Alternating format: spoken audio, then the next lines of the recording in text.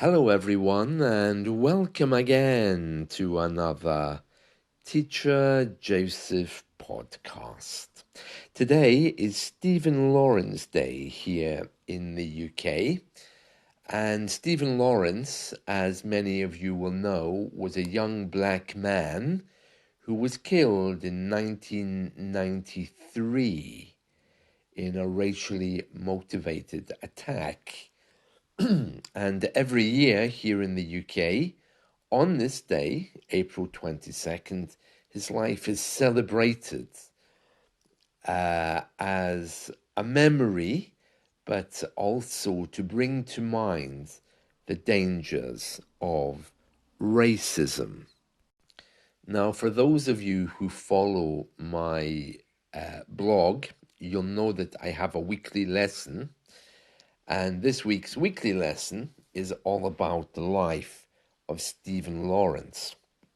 So I'm going to read the essay for you that's on my blog to learn more about Stephen's life and legacy.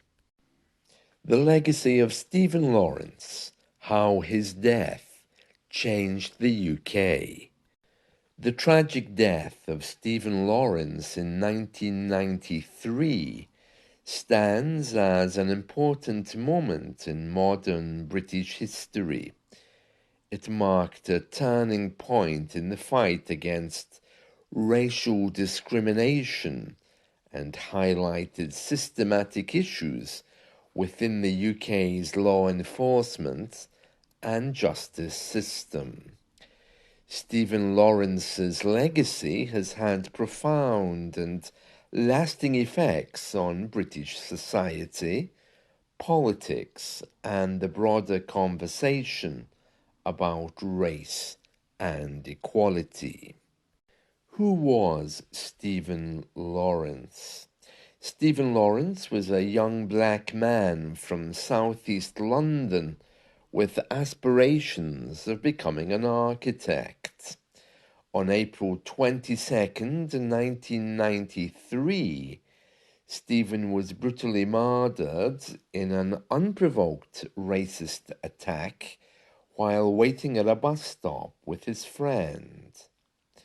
The attackers were a group of white youths who targeted Stephen because of his race. This heinous crime shocked the nation and exposed the deep-seated racism that plagued British society. The failure of the initial investigation.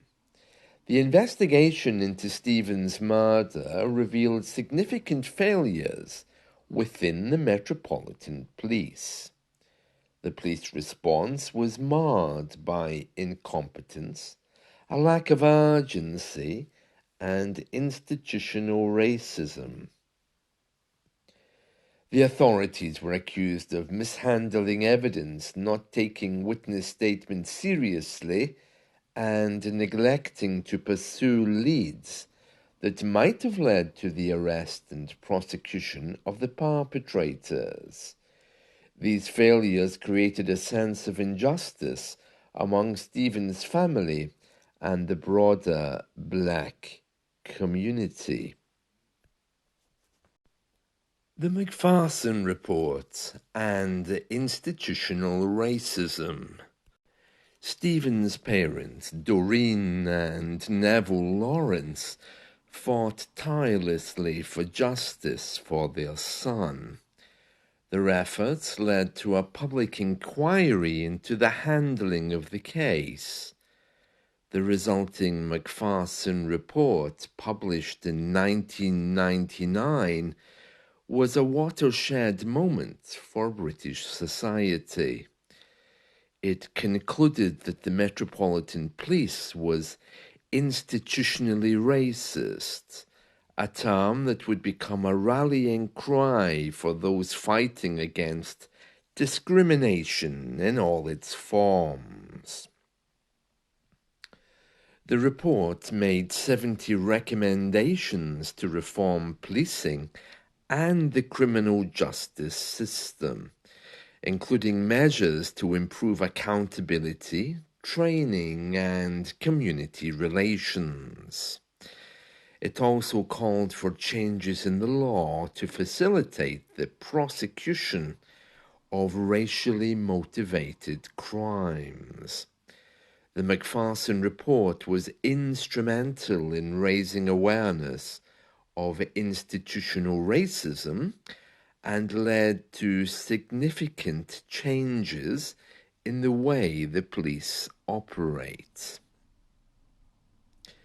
Changes in British society. The death of Stephen Lawrence and the subsequent inquiry had a profound impact on British society. It sparked a national conversation about race and racism, prompting many to question their own beliefs and biases. The report's recommendations prompted changes in police training and recruitment, emphasizing diversity and inclusion. Additionally, the public outcry following the report led to increased scrutiny of other institutions and a broader push for equality.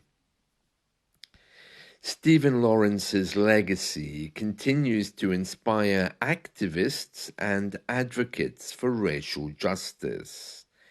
His story is a reminder of the ongoing struggle against discrimination and the importance of challenging systematic racism. The changes brought about by his tragic death have made the UK a more aware and inclusive society, but the journey towards equality is far from over. The death of Stephen Lawrence will always be a poignant reminder of the work that remains to be done to achieve a truly just and equitable society. The end. And there we are. That's the essay from this week's weekly lesson, which is on my website, which is there for you to study. And you can read it again on the transcript, which will accompany this podcast. Well, the way I see all of this, my own personal view, is that hatred is simply hatred. Now, some people say, well, racism, some people have racist views, so they hate. Other people say, well, I don't agree with that man's religious views, so I dislike or hate that man. Some people even say, well, I don't like the way that other person behaves, so I hate him. It's okay to agree to disagree on a point, but to hate someone is very strong, and in my opinion, hate leads to death. It can't go anywhere else except down that long corridor, which results in death. And another thing about hatred is it cannot be seen as something which just pops up when there's a difference of opinion. I think hatred exists alone. It's its own entity. Hatred is hatred. And it sometimes comes up because of ethnic reasons, when you don't like another person from another culture. It sometimes comes up when you don't like the way someone acts, sings, behaves. But hatred stands alone. It is hatred. It's not because of someone's religion, someone's ethnicity, someone's skin color, someone's behavior. I think hatred is its own thing. And we see evidence of it in different groups, but it stands alone. And I think to see it that way makes it easier to deal with. Because if you say, well, I'm a good guy and I love everyone except for this person that I really hate, it's still hatred. You can dress it up and say, well, actually, I'm good in other ways, but actually, hatred is only just hatred. It exists in itself, not as part of a view of something. And to see it that way allows us the freedom to completely eliminate it and get rid of it. For those of you who think that Britain is not a racist place, it's true that our laws are there to protect everyone, but daily we still find that there is a lot of discrimination, not only against Black people, but against LGBTQI people as well, and many other types of people. So it's one of these things which needs to be looked at constantly. It's okay to disagree with the way people live, that's perfectly fine. But when it comes to extremism and you trying to impose your views on top of theirs, that's where there's a problem. And it's something to be very aware of.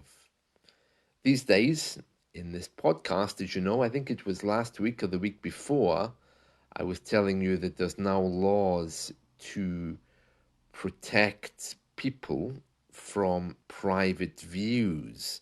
So even in your own home, if you make comments which could be perceived as hatred and you have some intention of spreading those comments with a view to causing someone else to be offended, then you can find yourself in big trouble.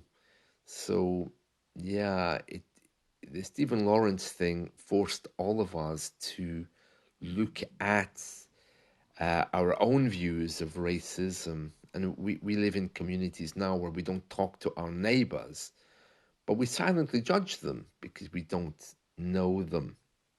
And it's this kind of thing that Stephen Lawrence Day is supposed to remind us of, about how racism leads to death. Now, many of you might say, yeah, but, the UK is very open with immigration. Anyone can go there. Well, that's changing. Our government is trying to change that. But even if you had those views on immigration, it's perfectly fine to disagree with the immigration policy, but it's not okay to hate the people who immigrate to the country because of our immigration policy. It just takes a little bit of extra thought, because someone has immigrated to a different country and had children in that country, doesn't allow you to hate them. Okay, it just means that you disagree with the immigration rule. But while those people are living here and they've created their new life here, it reminds us, of course, that the world is a very big and diverse place. My view is you can learn so much from other people, from the way that they live. I get excited about meeting people from other cultures. It exposes me to delicious food, different ideas, and really to look for what we all have in common. And peace is part of that. I hear here in the UK, I hear a lot of people now saying that they're lonely, that we live in a way that's not open. And whenever I talk to people who are learning English here in the UK, I always hear the same question. Oh, but Teacher Joseph, how do I make friends with English culture and people in English culture? because all my friends are from other countries. But how do I make friends with English people? And there's no real answer to that, because I think by default, all of us, no matter what culture we come from, we are a little bit closed. And we can change that today just by saying hello to our neighbor. We don't need to, rush away and invite them for a meal, but just to make them feel a little bit welcome can go a long, long way. Well, that's it from me today. I hope you've enjoyed this and you've learned a little bit more about Stephen Lawrence Day and what that means. Okay, see you all. Take care. Bye.